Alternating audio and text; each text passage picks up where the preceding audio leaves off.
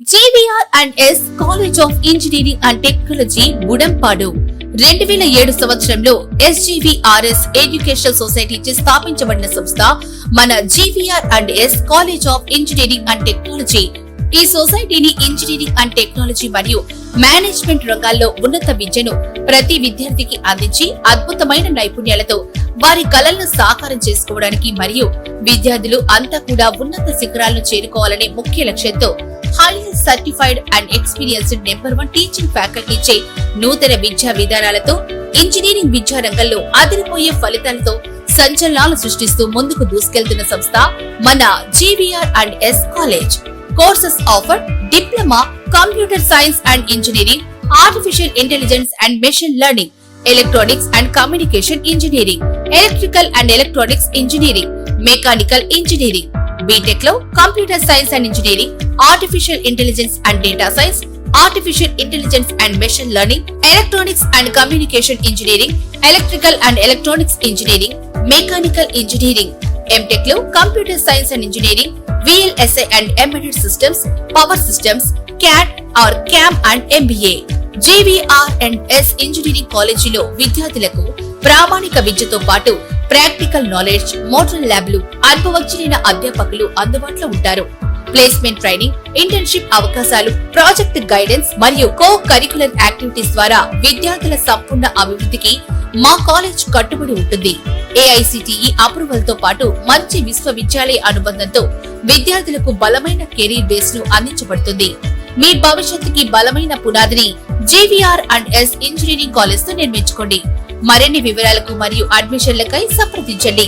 GVR&S college of engineering and technology, Budampadu.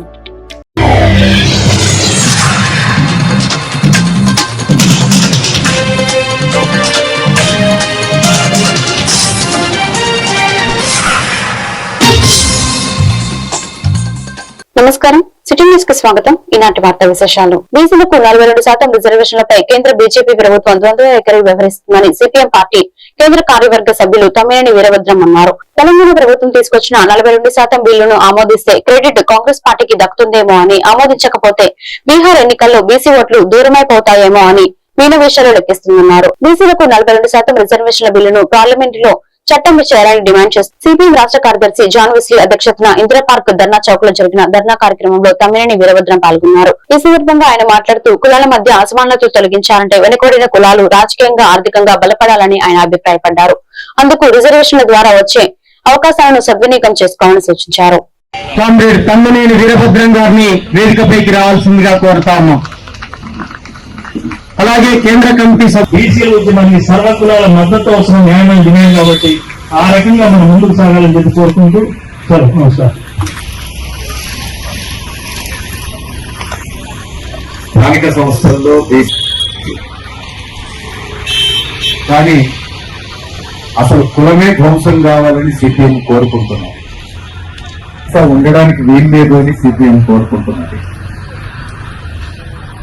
నిచ్చెన మెట్ల కుల వ్యవస్థ ద్వారా గ్రామాల్లో సిపిఎం అభిప్రాయం.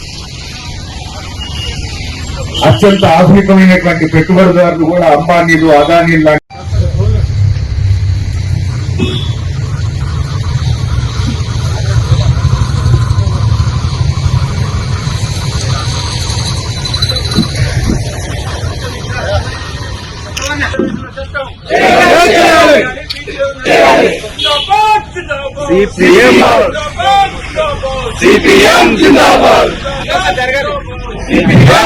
రాబోయే పంచాయతీ ఎన్నికల్లో బీసీల రిజర్వేషన్ అమలు జరగాలనే డిమాండ్ చాలా ప్రస్ఫుటంగా ముందుకొచ్చింది.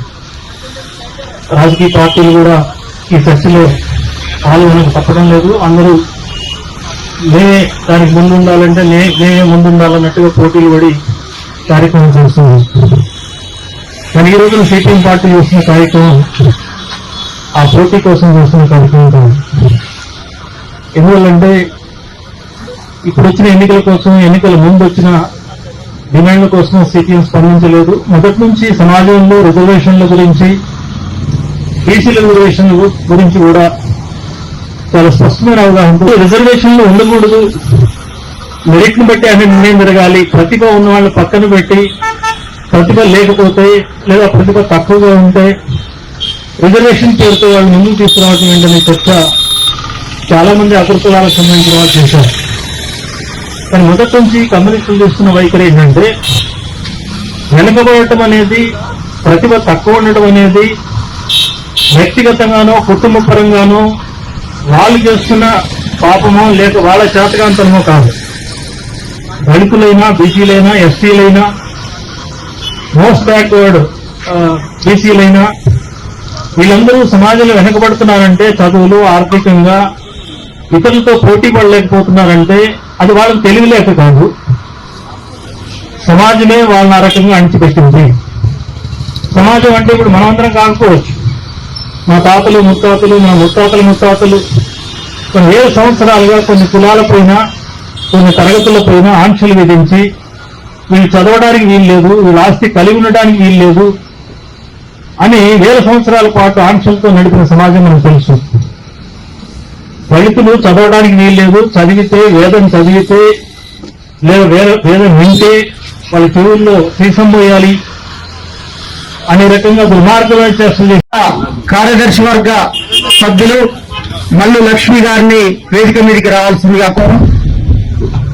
ఈరోజు మన రాష్ట్రంలో స్థానిక సంస్థల్లో ఈ ఎన్నికలు వాయిదా పడుతూ వస్తున్నాయి. కేంద్రం నుంచి రావాల్సిన నిధులు ఎన్నికలు జరగలేదు అనే పేర్కొంటున్న పరిస్థితి కనిపిస్తూ ఉంది. రాష్ట్ర ప్రభుత్వం పెట్టింది 42% రిజర్వేషన్లు బీసీలకు కల్పించాలని అన్ని రాజకీయ పార్టీలు కూడా ఆ తర్వాత కేంద్రానికి పంపించింది రాష్ట్రపతి ఆమోదం కోసం. కానీ అది అక్కడ పెండింగ్ లో పెట్టి ఇక్కడ ఆమోదం తెలుసుకునేలా లేదు. ఆ తర్వాత రాష్ట్ర ప్రభుత్వం ఆర్డినెన్స్ తీసుకొచ్చి గవర్నర్ ఆమోదానికి పంపిన సందర్భంగా దాన్ని ఆ రకంగా కేంద్రంలోనే దాన్ని ఉంచుకొని దాన్ని అడ్డుకుంటున్న పరిస్థితి కనిపిస్తోంది. డిమాండ్ చేస్తా ఉన్నాం, వెంటనే పార్లమెంటులో ఈ బిల్లును ప్రవేశపెట్టి ఈ రోజు కేంద్రంలో ఉన్న బీజేపీ ప్రభుత్వం నోటితో ఒక మాట రాష్ట్రంలో చెప్తూ అడ్డుకుంటున్న పరిస్థితి ఉంది. ఎక్కడ అడ్డం వచ్చింది? అన్నిటికీ ఆమోదం తెలిపారు కదా, మరి ఎందుకు దానికి చట్టం చేయడానికి ఎందుకు మీకు ఏమడ్డం వస్తుందని ప్రశ్నిస్తాను.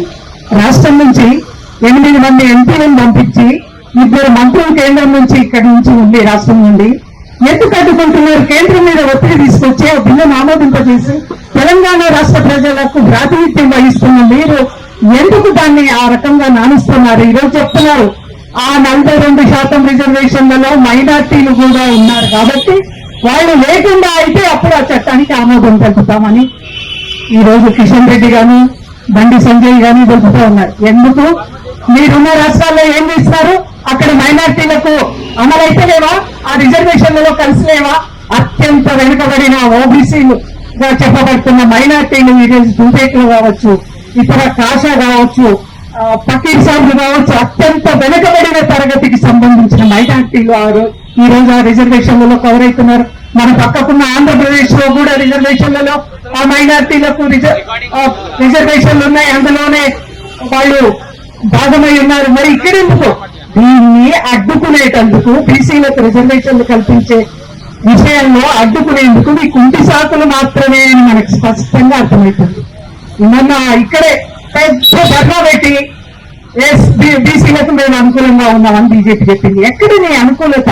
లేబర్ కమిషన్ కార్యాలయంలో Telugu film industry employees federation నేతలు 30% వేతనాల పెంపుపై లేబర్ కమిషన్ అదనపు కమిషనర్ గంగాధర్ తో ఎంప్లాయీస్ ఫెడరేషన్ నాయకులు చర్చలు. ఈ సందర్భంగా Telugu film industries employees federation అధ్యక్షుడు అనిల్ మాట్లాడుతూ కార్మికుల వేతనాల అంశంపై అదనపు కమిషనర్ గంగాధర్ ను కలిశాము. లేబర్ కమిషనర్ 1% ప్రతిపాదన చేసింది, కానీ దానిని మేము ఒప్పుకోలేదు. 30% అని తాము సూచించామని, ప్రొడ్యూసర్ కౌన్సిల్ వేతనాలతో చర్చించి సమస్య పరిష్కరిస్తామని అదనపు కమిషనర్ గంగాధర్ తెలిపారు. ఎవరికి ఇబ్బంది కాకుండా వేతనాలు పెంచుకోవడమే తమ ఉద్దేశం. రేపటితో సినిమా ఇండస్ట్రీలో ఉన్న సందిగ్ధత తొలగిపోతుందని ఆశిస్తున్నామన్నారు.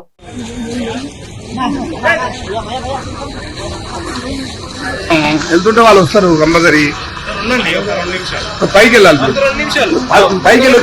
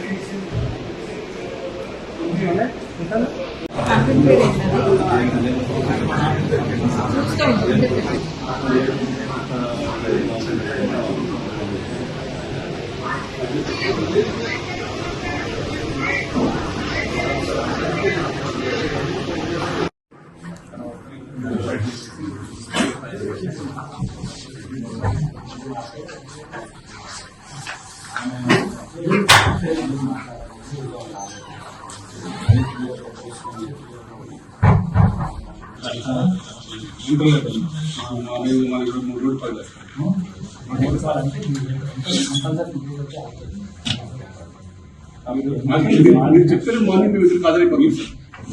మార్నింగ్ మా ఇచ్చేప్పుడు వీళ్ళ ముందు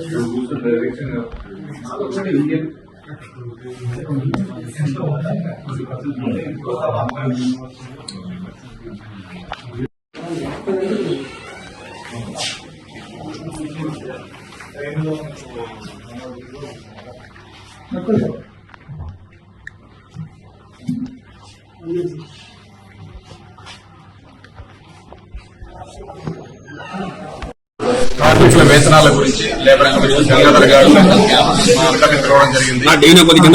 వారు క్లారిటీగా మాకు చెప్పడం జరిగింది. వారి పర్సంటేజ్ మాకు చెప్పారు, మేము దాన్ని ఒప్పుకోలేదు. మళ్ళీ తర్వాత మేము అందరితో మా నాయకులతో అందరితో మాట్లాడి మేము ఒక పర్సంటేజ్ చెప్పడం జరిగింది వారికి. వారు ఇప్పుడు ప్రొడ్యూసర్స్ తో మాట్లాడి 3 గంటలకు మాట్లాడి మాకు రేపు ఉదయం 12 గంటలకు మళ్ళా మీటింగ్ పెట్టారు. రేపు ఫైనల్ చేస్తారని చెప్పారు. కాబట్టి ఏది ఏమైనా సంపూర్ణంగా మన తెలుగు ఫిల్మ్ ఛాంబర్ కానీ, ప్రొడ్యూసర్స్ కౌన్సిల్ కానీ, మన తెలుగు ఫిల్మ్ ఎంప్లాయీస్ ఫెడరేషన్ కానీ ఏదైనా ఒక కుటుంబంలాగా భావిస్తున్నాం. ఏదైనా సరే మా కార్మికుల వేతనాలు పెంచాలనేది మా యొక్క ఏకైక డిమాండ్. ఎందుకంటే మేము కష్టాన్ని అడుగుతున్నాం తప్ప మేము ఎవరిని దోచుకునే వాళ్ళం కాదు, ఇంకోటి కాదు. మన సినిమా బాగుంటేనే మేము కార్మికులు బాగుంటాం. కాబట్టి సినిమా ప్రొడ్యూసర్ కూడా బాగుండాలి. వారికి అనుకూలంగా మాకు అనుకూలంగా ఒక సయోధ్యగా వారు మాట్లాడతారని చెప్పారు.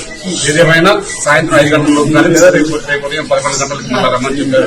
ఏదేమైనా రేపు సినిమా ఇండస్ట్రీలో ఉన్న సందిగ్ధత తొలగిపోతుందని నేను భావిస్తున్నాను. ప్రొడ్యూసర్ ని 3 గంటలకు రమ్మన్నారు, వాళ్ళు 5 వస్తా అన్నారు. వస్తే ఈ రోజు అయిపోతుంది. లేదు, వాళ్ళు సాయంత్రం చిరంజీవి గారిని కలిసి ఇక్కడ వస్తామని చెప్పారంట. వారే సారే చెప్పారు. చిరంజీవి గారిని కలిసి ఇక్కడికి వస్తే ఇక్కడ అయిపోతే ఓకే అన్నారు. లేదంటే ఒకవేళ అక్కడైనా సరే చిరంజీవి గారి సమక్షంలో, ఛాంబర్ సమక్షంలో కలిసి మిమ్మల్ని అక్కడ కలిసి మాట్లాడుకుంటే అక్కడైనా పరిష్కరించుకోండి. లేదంటే రేపు ఉదయం 11 గంటలకు మళ్ళీ వాళ్ళు కానీ మిమ్మల్ని అఫీషియల్ ఇచ్చుకుంటున్నాం చెప్పారు. 30% కాకపోతే ఇంకా వేరే నిర్ణయం ఏమైనా తీసుకునే అవకాశం ఉందని మీరు మాట్లాడారు. మీరేమో దానికి మాది 30% చెప్పాము. కానీ దానికి వారు 30% ని కొంచెం భాగాలుగా విభజిస్తాము ఓకేనా అన్నారు. సార్ అది ఎట్లా అనేది మేము వారికి చెప్పాము. అది వారితో మాట్లాడే చెప్తా అన్నారు. మళ్ళీ అది ఇప్పుడు ముందే రివ్యూ కాదు, వారు కూడా ఒప్పుకోవాలి. కాబట్టి అది ఒప్పుకుంటే కనుక మళ్ళీ మాకు చెప్తున్నారు. ఒప్పుకుంటే కనుక మేము కూడా ఒప్పుకున్నట్టు లెక్క. కాబట్టి దాని ప్రకారం మేము ముందుకెళ్తాం. ఇప్పుడేం చెప్పలేము. మేము 10 గంటలు మాకున్న కండిషన్లు అవన్నీ కండిషన్స్ ఏవైతే పెట్టారో ప్రొడ్యూసర్స్ కానీ మా సైడ్ కండిషన్లు కానీ అవన్నీ కూడా తర్వాత ముందు వేజెస్ అనేది ఒక నిర్మాణం అయిపోయిన తర్వాత అటు సైడ్ ఒక కమిటీ, ఇటు సైడ్ ఒక కమిటీ వేస్తా అన్నారు. ఇది వేరే ఇంకేమైనా రూల్స్ అండ్ రెగ్యులేషన్స్ మార్పులు కానీ ఏదైనా ఉంటే కనుక తర్వాత వారి సైడ్ ఒక 6 నిర్మాతల మండలి నుంచి ఒక 6, ఛాంబర్ నుంచి ఒక 6, మా ప్రొడ్యూసర్ మా ఫెడరేషన్ నుంచి ఒక 6 కమిటీ వేసి తదుపరి పాయింట్ లోకి వెళ్దాం. ముందైతే వేతనం అనేది ఫైనల్ చేస్తామని చెప్పారు. ఏదేమైనా అంతిమంగా ఈ రోజు సాయంత్రం చిరంజీవి గారి ద్వారా అయినా లేదా లేబర్ కమిషన్ గారి ద్వారా అయినా రేపటికల్లా అయిపోతుంది. మేము దాన్ని పరిగణలోకి తీసుకోండి. ఎందుకంటే అది సినిమా వర్కర్స్ అంటే వారు కూడా ఒక ఇంట్లో చిన్న చిన్న గొడవలు ఉంటాయి.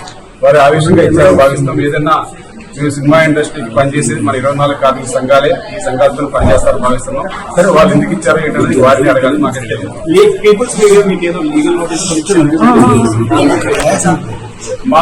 మాకైతే అఫీషియల్ గా ఫెడరేషన్ ప్రెసిడెంట్ చేసింది. కానీ ఏదేమైనా సరే ఎవరిచ్చినా మాకు పీపుల్స్ మీడియా మాకు డైరెక్ట్ గా ఇచ్చే మేమేమి వాళ్ళకి మేము చెప్పలేదు. మేము వస్తాము రాలేదు, మేము వాళ్ళకి లెటర్ రాయలేదు. మరి వాళ్ళు ఎందుకు ఇచ్చారో మాకు తెలియదు. అదేమిటి ఛాంబర్ త్రూ రావాలి తప్ప మాకు డైరెక్ట్ గా పంపిస్తే మేము సమాధానం చెప్పాల్సి పడింది. ఈ వార్తలు ఇంతటితో సమాప్తం. మరొక బిడ్డలో మళ్ళీ కలుద్దాం. నమస్కారం.